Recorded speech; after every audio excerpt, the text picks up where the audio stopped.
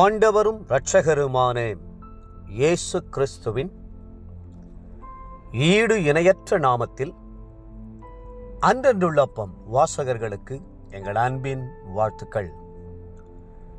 2024 ஆண்டு நவம்பர் மாதம் 17ஆம் தேதி ஞாயிற்றுக்கிழமைக்குரிய தின தியானம். இன்றைய தலைப்பு 365 வருடங்கள் வாழ்ந்த ஏனோக்கு. ஆதியாகமம் 5:23 சொல்கிறது, ஏனோக்குடைய நாளெல்லாம் 365 வருஷம். நம்முடைய ஆயுசு நாட்கள் கர்த்தருடைய கரத்தில் இருக்கிறது. உலகத்தில் வாழ்வதற்கு கர்த்தர்தான் நமக்கு ஜீவன், சுகம் மற்றும் பலன் ஆகியவற்றை தந்தருளுகிறார்.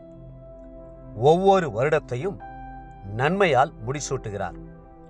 அவருடைய பாதைகள் நெய்யாய் பொழிகிறது. சங்கீதக்காரர் சொல்லுகிறார், 65ஆம் சங்கீதம் 11ஆம் வசனத்தில், வருஷத்தை உம்முடைய நன்மையால் முடிசூட்டுகிறீர், உமது பாதைகள் நெய்யாய் பொழிகிறது. ஏனோக்குடைய காலம் 365 வருஷங்கள் என்று சொல்வதின் ரகசியம் என்ன? ஒரு வருடத்திற்கு மொத்த நாட்கள் 365 ஆகும். அதிலே ஒரு பூரணம், ஒரு முழுமை இருக்கிறது.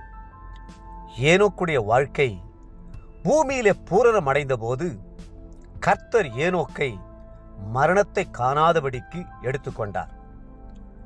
நாம் வாழ்கிற இந்த பூமியானது 2 காரியங்களை செய்கிறது. முதலாவது, தன்னைத்தானே சுற்றுகிறது. அடுத்தது, சூரியனையும் சுற்றி வருகிறது.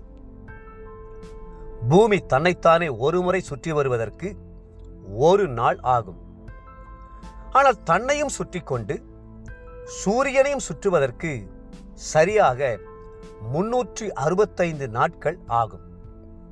ஒரு மனிதன் தன் வாழ்க்கையில பிரச்சனைகளையும் போராட்டங்களையும் இன்ப துன்பங்களையும் சுற்றி வருகிறான். அதே நேரம் அவன் நீதியின் சூரியனாகிய கர்த்தரை பார்த்து கொண்டே நடப்பான் என்றால் அவனுடைய முடிவு சந்தோஷமாகவும் மகிழ்ச்சியாகவுமாய் இருக்கும். ஒரு விசுவாசியினுடைய வாழ்க்கை ஒரு உயர்ந்த மலையை போன்றது. மலையின் அடிவாரத்தில் எல்லா சலசலப்புகளும், சஞ்சலங்களும், போராட்டங்களும் இருக்கக்கூடும். ஆனால் மலையின் உச்சியிலோ நீதியின் சூரியனாகிய மகிமையான ஒளி வீசிக்கொண்டிருக்கும். உங்கள் வாழ்க்கையிலே அநேக போராட்டங்கள் இருந்தாலும் உங்கள் முகம் நீதியின் சூரியனாகிய கர்த்தரையே நோக்கி பார்க்கட்டும். ஏனோக்கின் வயது 365 தானா?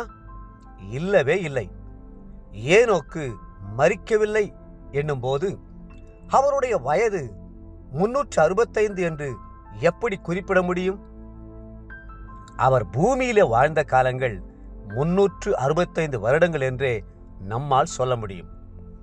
வேதம் சொல்லுகிறது, எபிரெயர் 11:4, விசுவாசத்தினாலே ஆபேல் காயீனுடைய பலியிலும் மேன்மையான பலியை தேவனுக்கு செலுத்தினான், அதனாலே அவன் நீதிமான் என்று சாட்சி பெற்றான்.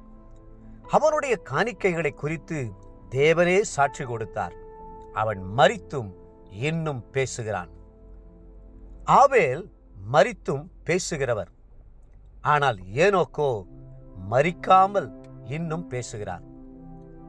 உங்கள் வாழ்க்கையில் கர்த்தர் கிருபையாய் தருகிற ஒவ்வொரு நாளையும் கர்த்தருடைய நாம மகிமைக்காக பயன்படுத்துங்கள்.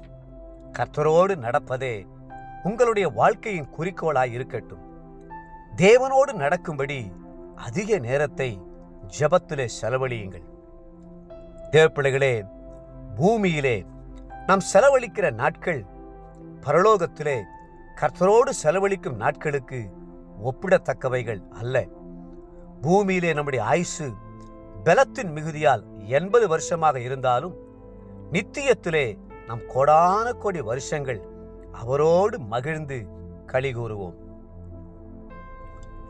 இன்றைய நினைவிற்கு யாக்கோபு 4:8, தேவனிடத்தில் சேருங்கள், அப்பொழுது அவர் உங்களிடத்தில் சேருவார். இன்றைய வேத வாசிப்பு காலை எசேக்கியேல் 5, 6 மற்றும் 7 அதிகாரங்கள், மாலை எபிரெயர் 12 அதிகாரம். அன்புக்குரிய அன்றன்றுள்ளப்பம் வாசகர்களே, மீண்டும் உங்களை வாழ்த்துகிறோம். தேவனோடு வாழுங்கள், தேவ சமூகத்தை நித்தமும் தேடுங்கள். கர்த்தர் தாமே உங்களை ஆசீர்வதித்து மென்மேலும் உயர்த்துவாராக. ஆமென்.